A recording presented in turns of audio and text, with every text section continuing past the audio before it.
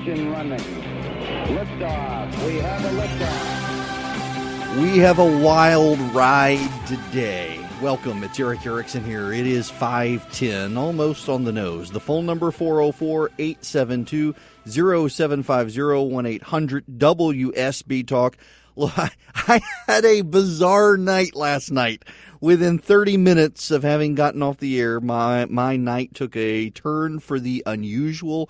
It is making international headlines. Believe it or not, yes, your Atlanta host here in Washington is making international headlines today over the bizarre turn of the night. Congressman in cars getting groceries. I guess we need to put that on Netflix or something. We will get to that. That is not, though, the big news. The big news is Paul Ryan deciding to retire. He's not resigning, contrary to some news reports. He's retiring. He's not going to run for office. And it's kind of interesting. So I did last night, had this, it was surreal.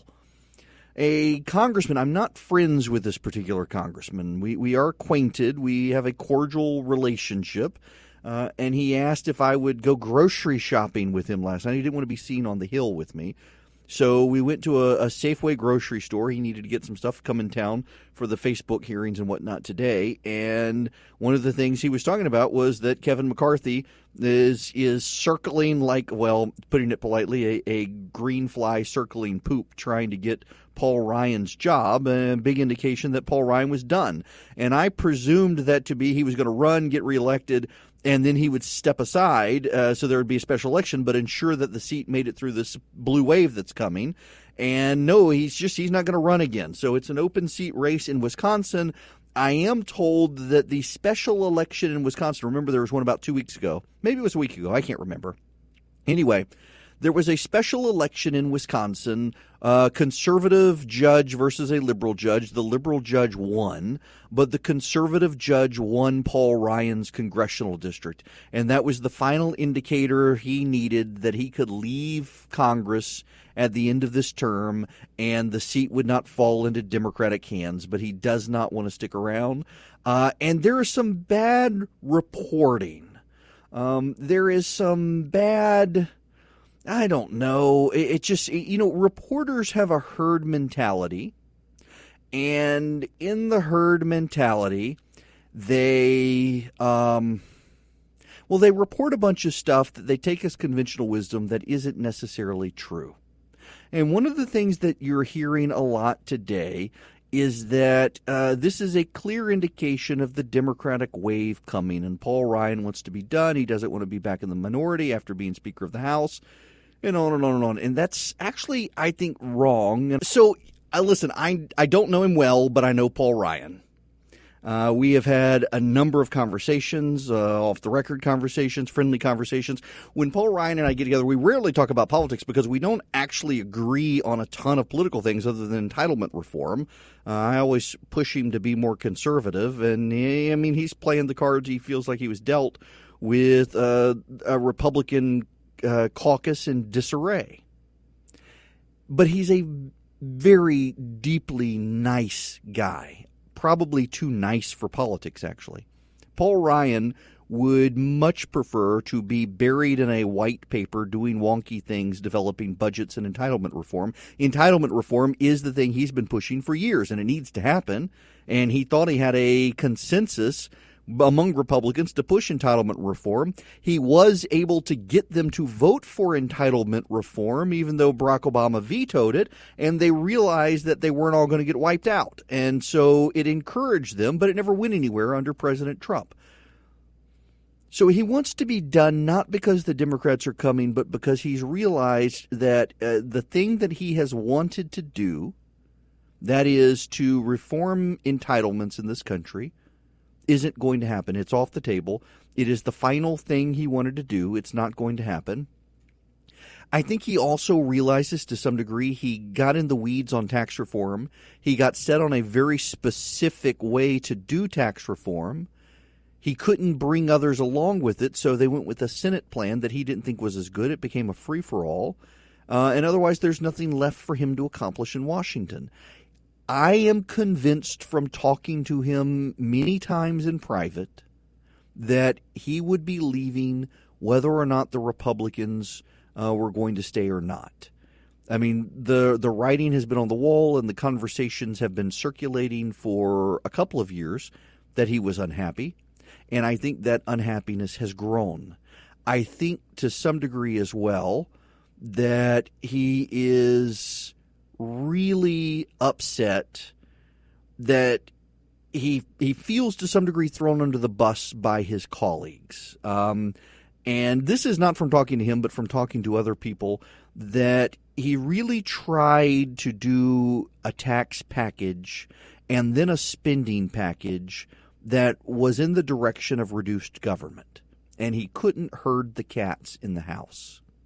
Because he couldn't herd the cats in the house, he was left dealing with Mitch McConnell structuring a plan that was a massive boondoggle that even now the president regrets and is trying to walk back. Ryan, for all of his faults, has really been one of the people who's been beating the drum for years on reducing the size and scope of the federal government and reforming entitlement so that the country doesn't go bankrupt. And in the last 2 years, he has really seen all of that slip away from him. He has seen a no will among Republican colleagues in the House. He's seen the Senate stab him in the back several times.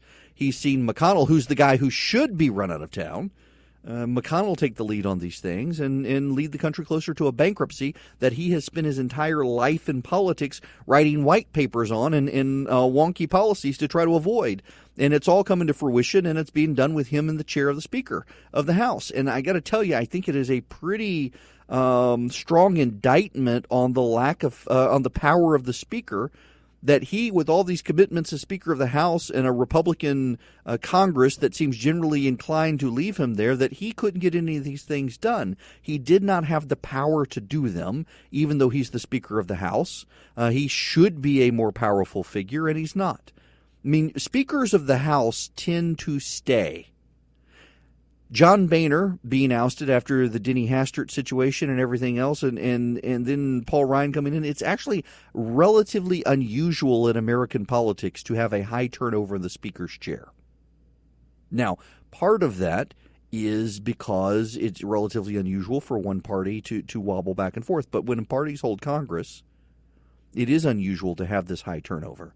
And yet they're having it with Paul Ryan after John Boehner. And I think he's just done. He does have small kids. And there's something else here on a personal note about Paul Ryan. And I put up, if you want to listen to it, it's really a good interview. I did a Not Everything's Political podcast interview with him. You can text the word show to 444-999. I'll send you back a link, and you can listen to my interview with Paul Ryan. We don't talk politics at all. And one of the things we talk about in that interview, and that he's talked about publicly before, is he's now older than his dad was when his dad died. His grandfather and his father both died at very young ages of heart attacks. Paul Ryan and his family, they have a terrible history of heart attacks in his family. And he's now older than his dad was when his dad died, and he has young boys. And I think he's kind of realizing that he needs to spend time with his family. I take him at his word when he wants to spend time with his kids, because he's now at an age to spend time with them that he never got to experience with his own dad. And I think that does matter and has weighed on his thinking. Not reported well elsewhere, but I think there actually is something to that. We'll be back. Just a quick timeout for a great sponsor whose product I've been using since before we started doing sponsors for this podcast, Quip, because I saw their ads on Instagram and thought, this looks useful, because every electric toothbrush I have ever had has sucked. Either the head was too big or it had a charger, and I hate traveling with extra chargers. I got a Mac, so I got dongles for everything, and I want a charger for a toothbrush as well. And Quip doesn't use a charger. And the battery, I've been using this one now 3-4 months, and the battery still works. And when it stops working, I just replace the battery. That's it. I can buy them at the grocery store. I like Quip. New electric toothbrush packs the right amount of vibration into a slimmer design at a fraction of the cost of bulkier traditional electric brushes. That is very true. And here's the cool thing. They have a subscription plan. refreshes your brush on a dentist-recommended schedule. New brush heads every 3 months for just $5, including free shipping worldwide. Now, side topic here.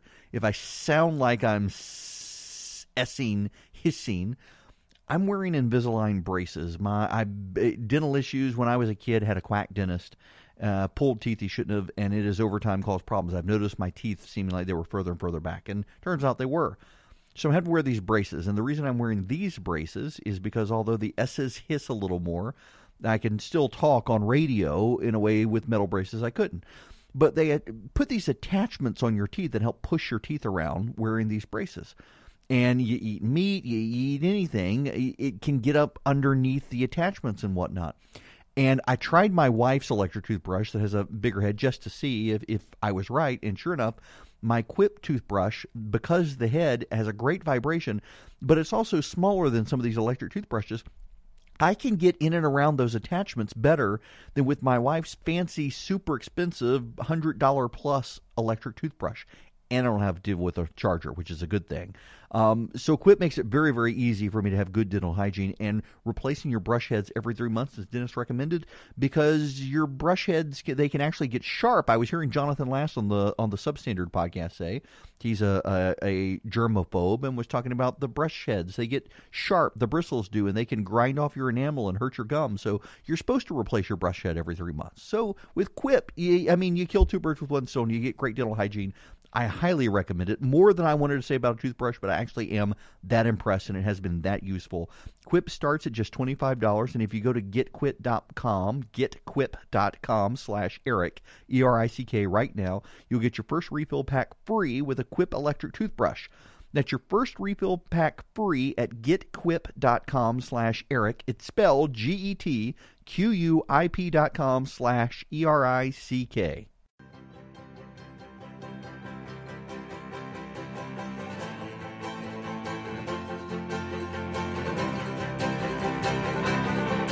It is 5:25 on the nose. I'm Eric Erickson. The phone number, 404-872-0750, 1-800-WSB-TALK. Let's go back to the phones. Michael in Dunwoody, you're up first tonight. Welcome. Thank you, Eric. I listen to your show frequently. You cleared up my problem right before you went to break when you talked about Ryan wanting to be a better father and being a family guy, because that's what he said. My initial question was, why are we talking about all the politics and what he did accomplish or didn't accomplish, when he really said today, I don't want to be a weekend dad, and there's something to that. Yeah, I think there is. The problem is that when most congressmen say they want to spend more time with their family, it's because they have a coming indictment or news out that they've been having an affair or something. And that's not the case with Paul Ryan. And I do think it hasn't been covered enough. I think there are very few reporters who have actually paid attention to this, that his dad and grandfather both died in their 40s, and he's now older than both of them. And I definitely think he wants. I do recall him saying that even before he took on the job. I think you're right about that he did mention that. And it for the longest time, it really drove his ambition that he felt he had a bunch he needed to accomplish before he reached their age, and now he's past their age. And I think he's realizing that there are things he's not going to be able to accomplish. So, why put up with all of that and the heartache and the misery and the blame and everything else? I don't blame him. I don't know that I would want to do it. Well, there's more to life than politics. Hate to say it. Yeah, there absolutely is. And honestly, if you're Paul Ryan, you've been in government or think tanks all your life. He's under 50. He's got kids. He's got a wife. They're in Wisconsin. Go earn some money in the private sector. Absolutely. Thank you for clearing all that up. Absolutely, Michael. Thanks very much for calling in. And the other thing is John Boehner. Compare and contrast Boehner today joining some sort of marijuana lobbying group to legalize marijuana. His views have changed. I bet there was some change involved. I bet there was. 404-872-0750, 1-800-WSB-TALK. Those are the numbers. Now, look, we do have to get into this conversation. Congressman in cars buying groceries. It was a surreal moment last night that I went out and went grocery shopping with a member of Congress. He did not want to be seen with me on Capitol Hill. So he came over towards my hotel. He needed to pick up some stuff anyway. There's a grocery store nearby. So we roamed the aisles of a grocery store, and he vented about the president. And what's so ironic about it is that he's been on television a number of times defending the president and really has come to despise the president. He doesn't like the president at all and said he would vote for impeachment at this point. And his rationale is the rationale that got us Donald Trump. And that is, if we're going to go down, let's just go on and take him down with us. A lot of mendacity. And, I mean, he knows I'm characterizing it that way. We talked about it. I'll tell you what he said when we come back.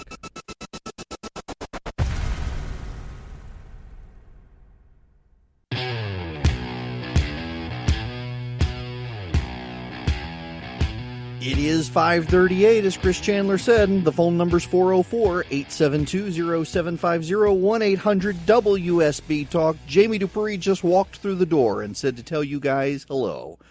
He's been on the Hill. And so I want to just, if you're on the phone, be patient with me for just a minute. I want to talk about what happened last night, because it literally has made, like, international news. And I mean, I knew it would get buzz in Washington, but now I'm going to be on CNN with Aaron Burnett here in about at 7:30 to talk about this. So a congressman, he is not a friend. He is an acquaintance.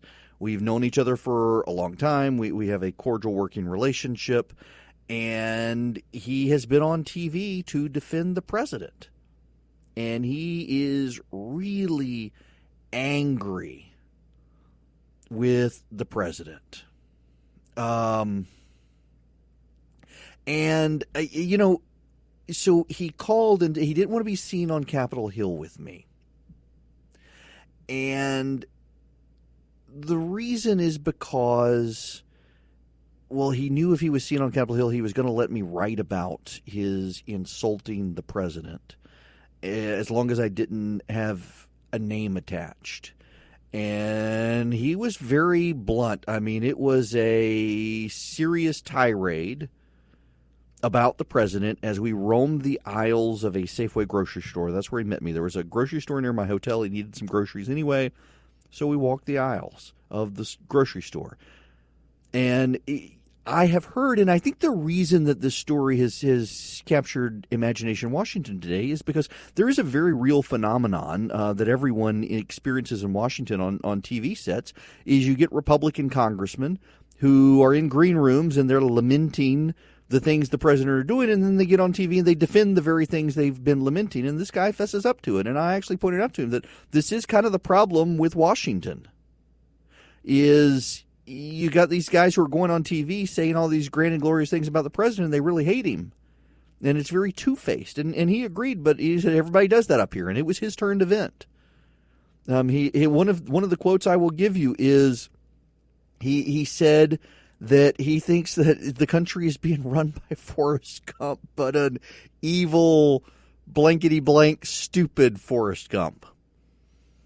He thinks the president gets on Twitter in the morning and poops on Twitter, and then poops on Republicans in Congress, and then poops on his staff, and then does other terrible things, and he's not a fan. And so the basic point of the conversation was that he thinks that there are votes in Congress to impeach the president if he fires Mueller. That he needs to focus on other things. He needs to stop worrying about Mueller. He needs to move on to other things. He needs to govern in different ways. He's one of those who's decided the president needs to stay off Twitter. And he's very angry, and he's reflective of a lot of Republican congressmen, including some of the ones you have in Georgia who get on television and say nice things about the president and how the president's doing a great job, et cetera, et cetera, et cetera. And behind the scenes, they're deeply disparaging of the president. And I think that is indicative of the culture we have in Washington, D.C., and it is problematic, and we did talk about that a little bit. And he concedes the point, but thinks everybody does it, that when you have a bunch of Republicans in Washington who say nice things in public and bad things in private. There is no trust. There is a lot of mendacity going on. No one really knows where anyone stands on positions, and nothing's getting done. He also laments the president's failure to lead, and he takes the spending bill as an example, and he voted for the spending bill, you should know. And he thinks that the president's failure to lead is what caused the massive ballooning of the bill, and he's really angry now at the president for trying to walk it all back and say it's problematic, but it's also indicative of what's happening. Now, his point on impeachment. The Republicans on the Judiciary Committee would be the ones to decide on impeachment. And in deciding on impeachment, they would be hard-pressed to vote to impeach the president during the primary season because many of them would lose in the primary season if they voted to impeach the president. But there's a growing sense on Capitol Hill that the blue wave is coming and that is going to be devastating to the Republicans. And his thinking was that if it's going to be devastating to the Republicans, then you might as well go on and vote to impeach him. And in his words, if we're going down, we might as well take him down with us. That if they get to that point. Now, this is all premised, you should know this is all premised on firing Robert Mueller. There are lots of ifs in the conversation. But the initial if is if the president fires Robert Mueller. If the president doesn't fire him, nothing's going to happen. And the bigger issue is that the Republicans are looking at themselves and they're in survival mode. And they're in anger mode at the president. This guy thinks they're going to wipe out the House, that they're going to wipe out the Senate, that they're going to wipe out the states. And as a result, they're done for. Unless they do something bold. And the time has largely passed for them to do anything bold. And so they might as well get rid of the president, take him down. They blame him for losing their job, so let's let him lose his job. And he's a Pence supporter. They've had a relationship in the House of Representatives for years before Pence was even governor, so let Pence take over. He would be competent. All of this, though, again, is if Mueller is fired. If Mueller is fired, then the Republicans, if the primaries are over, would probably have the votes on the Judiciary Committee to impeach him for obstruction of justice. There are lots of ifs in the statement. The real takeaway from this is not that there are votes to impeach the president, because right now, as it stands, there are not, and he concedes it. The real issue is that there are a lot of Republicans in Washington who really are two-faced, who say great things about the president in public, who play to the base. I mean, like this guy told me, he can't say any of this stuff in public or he'd be run out of town. That's why he's letting me vent for him. And I mean, I'm perfectly happy to share his conversations with you, to share the thinking, because it's not just him, it's a lot of them. If not the majority of the Republicans, they fundamentally were never for the president. They never thought he would win, and he did. And they don't like him. But they know that they're scared of the base, and they got to say nice things in public, and that's part of the dysfunction in Washington. There are congressmen in Washington who really do like the president, who are true believers, who will stand with the president, and they will not waver. They will not vote for impeachment ever. But I think the majority of the Republicans in Congress really never liked him to begin with. And now they look like their jobs are in jeopardy, so they are perfectly happy to take him out with them if the opportunity were to arise. But the thing that would have to happen is for Mueller to be fired. And I don't actually think the president's going to fire Robert Mueller. I just don't believe it. And I also would say this. I really think the Republicans are their own problem. The president's not really the reason the Republicans aren't liked in Washington. The Republicans are the reason Republicans aren't liked. They never keep their promises. They break their promises to the base. They say they're for smaller government, and they're bankrupting us. So why not stop voting for them? I mean, they're breaking all their promises to you, and that has nothing to do with the president. We'll be back.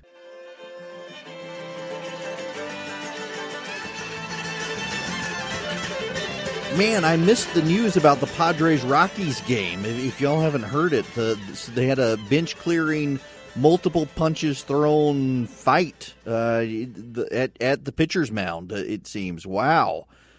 Just looking at the video in break. And you know what's sad about this? It's not sad. I mean, I guess it is that a fist fight broke out among the players of the Padres and the Rockies. It's that when you turn on the new morning show on ESPN in the morning, they're going to examine this from the feminist perspective and the transgender perspective and how this affected intersectionalism and all of that. They're not actually going to just cover the fight. They got to cover the political angles and the all the other socioeconomic angles of the fight. And what a terrible program.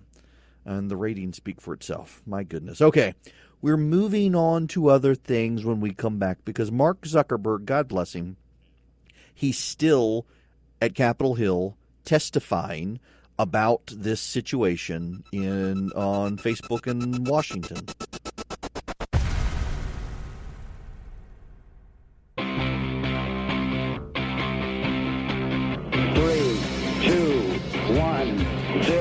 All engine running. Liftoff. We have a liftoff.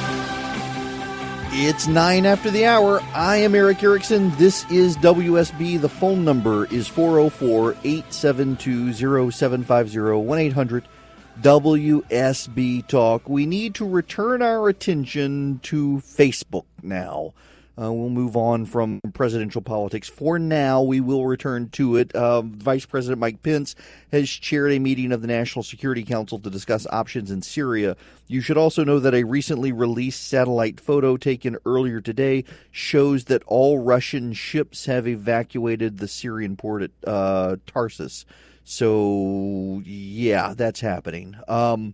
But I want to spend a little more time on Facebook, and there's also the Diamond and Silk situation. And y'all, I'm sorry, but my BS detector went off on this story because here's my thinking on this, and I think I'm right. In the middle of Facebook being attacked by all sides, Mark Zuckerberg being called to Congress and the like, that it just didn't seem like it would be a smart business decision to attack a conservative website that has the attention of the president. And I have asked people if they could show me the actual letters from Facebook. And no one actually has the full correspondence. And that set off alarm bells. And I've reached out to all sides, and I can tell you that the Facebook guys have told me they screwed up. That they did not target Diamond and Silk, contrary to reports.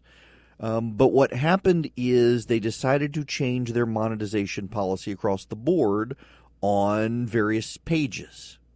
And they emailed all of the people, and they didn't know whether or not they heard back from Diamond and Silk. They just sent an email saying, we're changing our policies. And the contact information was apparently wrong, and so there was a miscommunication there. So they reached out with individuals to clarify and rectify the situation, but that they never actually heard from them, Diamond and Silk, until a week or so ago. The policy actually went into effect several months ago, and that they're working with them to explain the change in policy and how it impacts them. It was not targeting them in any way, shape, or form, particularly not maliciously. That's their side of the story. And more and more, it seems so much is if it's too good to be true, you do need to be a little skeptical. But there is another angle here that I think we need to focus on, and that is liberals who are online. Margaret Sullivan at the Washington Post, for example, has a column out lamenting the fact that it is very clear the senators have no idea how Facebook works. It is very clear that the House has no idea how Facebook works. It is very clear they are completely out of their depth. And should we trust the Congress to write regulations to regulate Facebook when none of these people actually have any understanding of how Facebook works? And I'm reading this column and I'm nodding my head and I'm nodding my head. Yes, I've made this point. Yes, I've made this point. Yes, this is right. And I ended this column and said, yes, now do guns. because the Democrats sure have a whole bunch of public policy prescriptions for guns, and they don't even understand what a gun is or how it works or what you do with it or how you buy it or anything else. The logic of one applies to the other. A lot of what we're seeing is grandstanding. Now, I do think that the most substantive questions came from Ted Cruz yesterday in the Senate, and I don't know that the House guys have made a lot of news. You know, the most depressing thing about the Facebook situation is seeing members of Congress essentially begging Mark Zuckerberg for stuff. You had Shelley Moore Caputo from West Virginia yesterday essentially begging Facebook to invest in West Virginia. And you're seeing Democrats do this as well. They want Facebook's attention. They want Facebook's time. They want help from Facebook. They're not really interested in anything else. When confronted with billionaires, many congressmen, well, they're starstruck. This is why people recruit guys like George Clooney to go testify before Congress for things, because they know congressmen and senators are starstruck. They want their pictures with these people. Clooney has used this to his advantage. Watch the David Letterman interview with George Clooney, and it's very clear Clooney's aware of his fame and that he can use it to draw attention to Syria or to Sudan, and he took advantage of it because he knows he can go to Congress and testify, and people are going to pay attention. Angelina Jolie has talked about this as well, and it's the same thing with Mark Zuckerberg. He's a billionaire. I mean, that's aspirational for a number of members of Congress, and none of them know what to do to regulate, and this is part of the problem. If Congress were to regulate Facebook, Ben Sass made this point yesterday. If Congress were to regulate Facebook, what they would be doing is saying Facebook is the de facto social media website, because any regulations that they make would be designed around the way Facebook works. So if a competitor were to come along to take on Facebook, it would have to comply with regulations that were designed for the way Facebook worked. So they would then have to conform in ways to the way Facebook worked, which would then allow Facebook to use its arsenal of patents to shut down the competitor, making sure that Facebook essentially is a monopoly. This is one reason why Facebook is okay with the idea of regulations at this point, because it knows any regulations would be to its advantage long term, now that it's got 2 billion people worldwide using it. Let the free market work. And the fact that Congress doesn't want to let the free market work says a lot more about Congress than it does Facebook.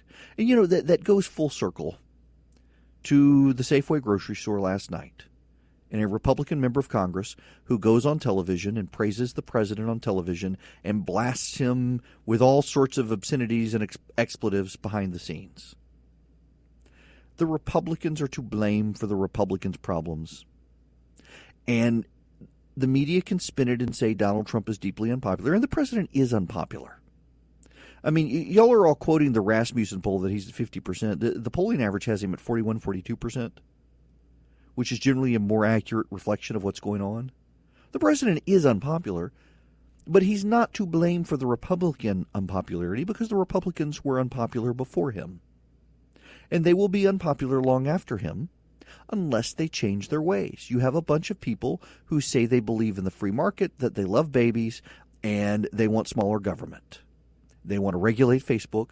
They just passed a massive spending bill that's going to grow the debt and deficit in government, and they're still funding Planned Parenthood. With Republicans like this, why not have the Democrats take over? The Republican Party base has no incentive to go support Republicans other than to help Donald Trump, other than to save the Supreme Court, other than to stop gun regulations. And that'll be enough for some, but it's not going to be enough for everyone. The Republicans haven't built enough of a coalition to help themselves. And blaming Facebook and making Facebook the bad guy. Facebook, again, I said this yesterday, Facebook hasn't done anything illegal or wrong. They use your oversharing of information. You're the ones who got on the Facebook platform. You're the ones who didn't pay them to use it. You're the one who overshared, and all they did was figure out a way to monetize it. It's what all businesses do. But Congress, of course, has to have a bad guy, and it can't be Congress. So it's got to be the billionaire who is self-made and answered all their questions that their staffers wrote, because they don't know anything about Facebook. Most of them don't even use it. this is the way American politics works these days, and it seems to be profoundly broken, which is why you're having a record number of congressional retirements, among other things. Eric Erickson here on WSB. We'll be back. Just a quick timeout for a great sponsor whose product I've been using since before we started doing sponsors for this podcast, Quip, because I saw their ads on Instagram and thought, this looks useful, because every electric toothbrush I have ever had has sucked. Either the head was too big or it had a charger, and I hate traveling with extra chargers. I got a Mac, so I got dongles for everything, and I want a charger for a toothbrush as well. And Quip doesn't use a charger. And the battery, I've been using this one now 3-4 months, and the battery still works. And when it stops working, I just replace the battery. That's it. I can buy them at the grocery store. I like Quip. New electric toothbrush packs the right amount of vibration into a slimmer design at a fraction of the cost of bulkier traditional electric brushes. That is very true. And here's the cool thing. They have a subscription plan. Refreshes your brush on a dentist-recommended schedule. New brush heads every 3 months for just $5, including free shipping worldwide. Now, side topic here.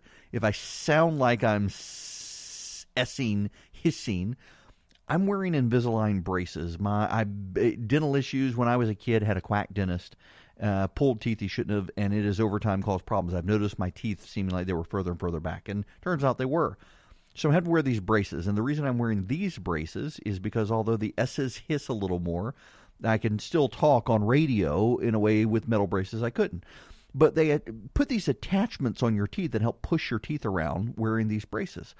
And you eat meat, you eat anything, it can get up underneath the attachments and whatnot. And I tried my wife's electric toothbrush that has a bigger head just to see if I was right. And sure enough, my Quip toothbrush, because the head has a great vibration, but it's also smaller than some of these electric toothbrushes, I can get in and around those attachments better than with my wife's fancy, super expensive $100 plus electric toothbrush. And I don't have to deal with a charger, which is a good thing. So Quip makes it very, very easy for me to have good dental hygiene, and replacing your brush heads every 3 months is dentist recommended, because your brush heads, they can actually get sharp. I was hearing Jonathan Last on the Substandard podcast say he's a germaphobe and was talking about the brush heads. They get sharp, the bristles do, and they can grind off your enamel and hurt your gums. So you're supposed to replace your brush head every 3 months. So with Quip, you kill two birds with one stone. You get great dental hygiene. I highly recommend it. More than I wanted to say about a toothbrush, but I actually am that impressed, and it has been that useful. Quip starts at just $25, and if you go to getquip.com/Eric, E-R-I-C-K, right now, you'll get your first refill pack free with a Quip electric toothbrush. That's your first refill pack free at getquip.com/Eric. It's spelled GETQUIP.com/ERICK.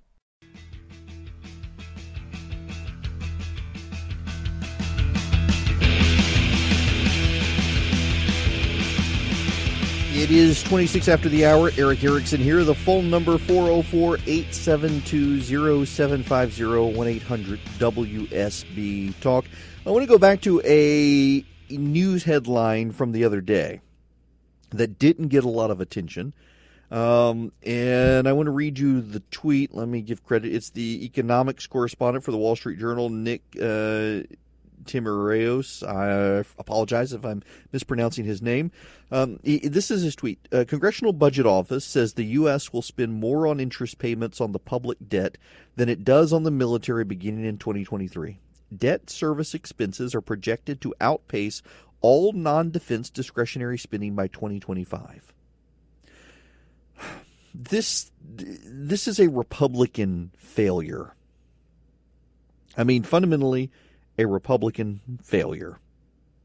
This is why the president is starting to have heartburn about the spending bill and wants to walk some of it back. And interestingly enough, there are Republicans in the Senate who are opposed to walking any of it back. We are headed towards fiscal insolvency as a nation, or a very inflationary event as they try to print money to pay things off. It's not going to end well for us. I do not think that there is a coincidence between the Chinese and the Russians saber-rattling and treating us like we're weak at a time of our near fiscal insolvency. When Eisenhower, when Reagan, when they decided they needed to take on the communists, they could do it from a position of financial strength. And Reagan very explicitly knew that he could drive the Soviets to bankruptcy through his plans. And he did. The Soviets essentially went bankrupt, put them out of business. And that's what they're doing to us. And we are their best weapon against us through fiscal recklessness. And, one of the things that I think we as a nation have to do is to rehabilitate families. And the reason I say that is because if you are not dependent on government, but dependent on your families, well, government will shrink automatically as the social safety net shrinks. And stable families are actually a key to a fiscally sound society. I've been spending a lot of time actually in D.C. this week for my CRTV show talking with people about this idea. And I think that we got to take this in and deal with it.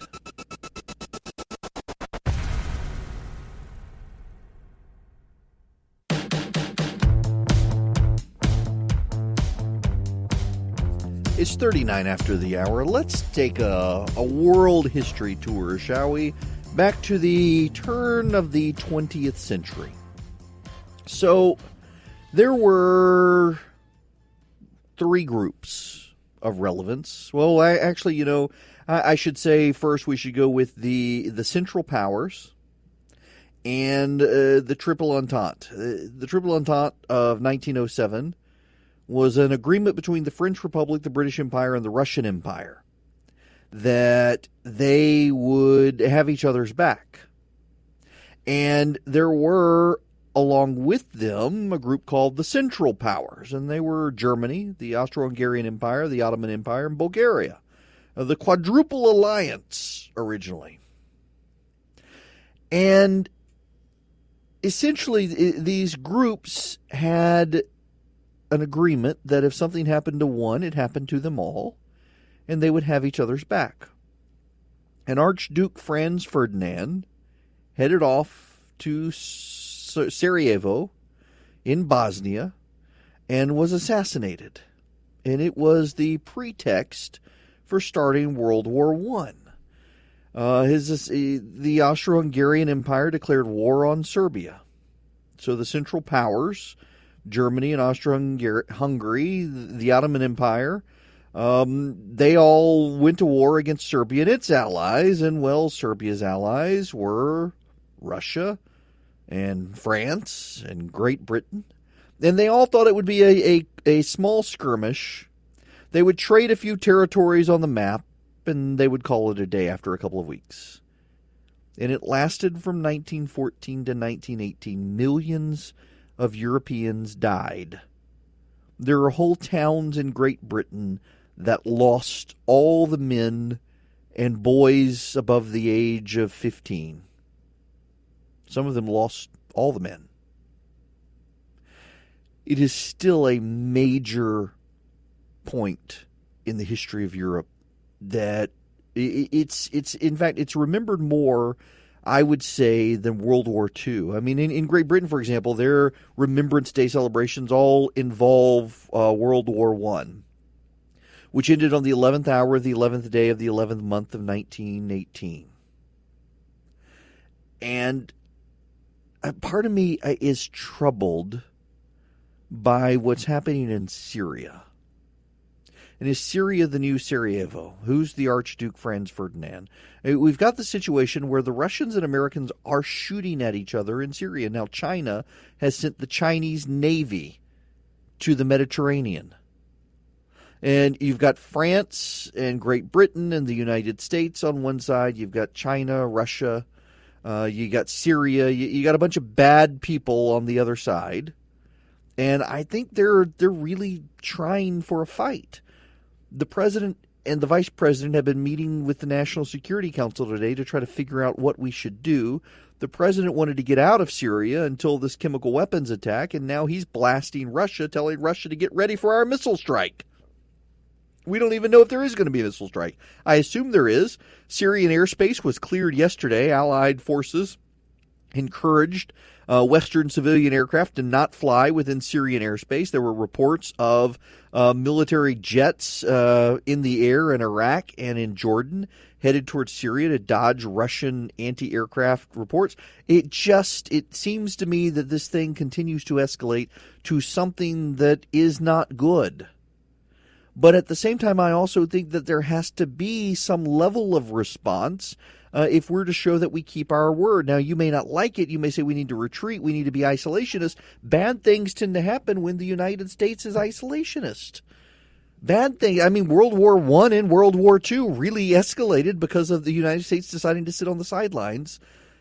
But I don't know that we've got the fiscal solvency or the integrity as a country anymore in our defense operations to be able to sustain ourselves in something. I mean, the Defense Department is really a procurement operation. It's not a protect the country operation these days.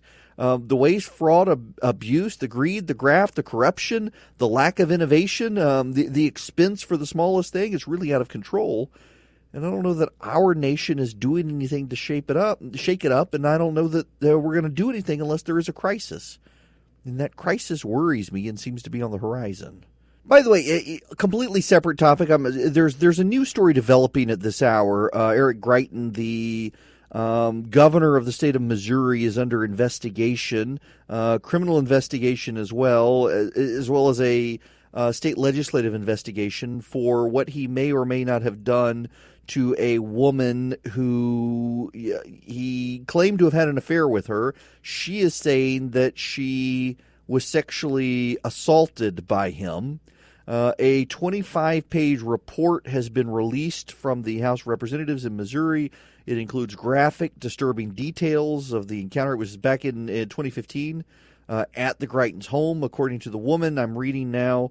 Greitens held her down in a bear hug while she wept uncontrollably before forcing her to do things to him, to do a Lewinsky. And she feared for her life, she says in the report. The Missouri House, it's Republicans who have prepared this report.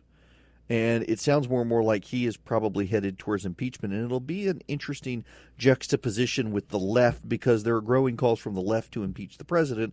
And again, I'm getting assailed today for reporting my conversation with the congressman in the Safeway. And all I did was tell you what he said. And I am firmly on record that I don't think the president should be impeached. There is no crime committed. And I do think that the high crimes and misdemeanor standard in the Constitution for impeachment means something. And as a result, I am opposed to impeaching the president. And I think he should not fire Robert Mueller, because if he did, that would raise the issue of obstruction of justice. And obstruction of justice, the Nixon precedent settles, is considered a high crime or misdemeanor sufficient for impeachment. He needs to just let it go. And I'm seeing more and more people wonder openly, speculate openly, if there are people who want to get rid of the president who are encouraging him to fire Mueller because they know it would mean the end of his presidency. And I don't know that I buy into that, but it is a point to ponder. We'll be back.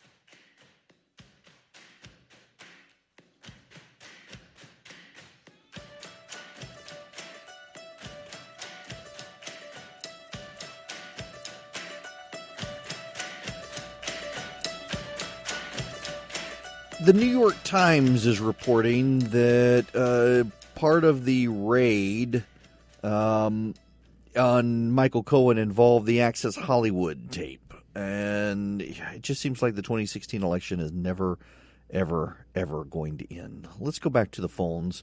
Bob in Cartersville, you're next. Welcome. Hey, Eric. I hope you're having a great evening. I am. Hope you are too. Well, here's my question.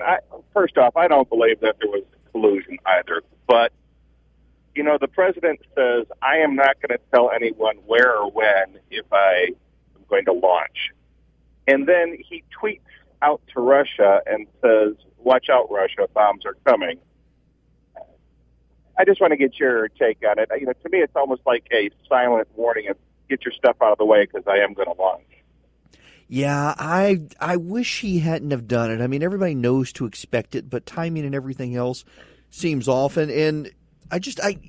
But I've got to concede a point here, and that is that the media has been blowing up the president, saying, oh, he's not tweeting about the Syria situation. Why is he not condemning Russia? So then he tweets, and he blasts Russia for the situation. And the media says, oh, the president, well, he's talking a tough game, but he's not doing anything. And so then he tweets out and says missiles are coming, and the press corps is like, oh, I can't believe he's exacerbating the situation. I can't believe he's going to do. I mean, it really is one of those indications that on issues like this, the president can't win. They want him to do something. Damned if you do, damned if you don't. Yeah, exactly. They want him to do something. He does it. Then they criticize him for doing it. Bob, thanks for the phone call. It really is. And, it's one of the things that the congressman and I walking the aisles of Safeway last night were talking about is the difficult position to be in to try to call balls and strikes right now and to say the president did this and it's good, the president did this and it's bad.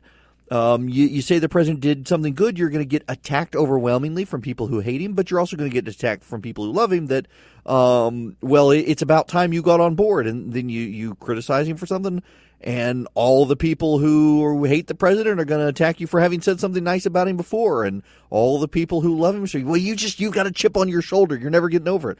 I mean, take the reaction of this thing I wrote this morning at the Resurgent. By the way, if you want a copy of it, if you want to see it, go to theresurgent.com. It has the amount of hate mail I'm getting from people who are presidential supporters that I'm only doing this because I got a chip on the shoulder, I made it up, what have you. I'm getting used to this. You cannot win. And so it to some degree makes me sympathetic to what the president's going through with this, all the people moving the goalposts with him.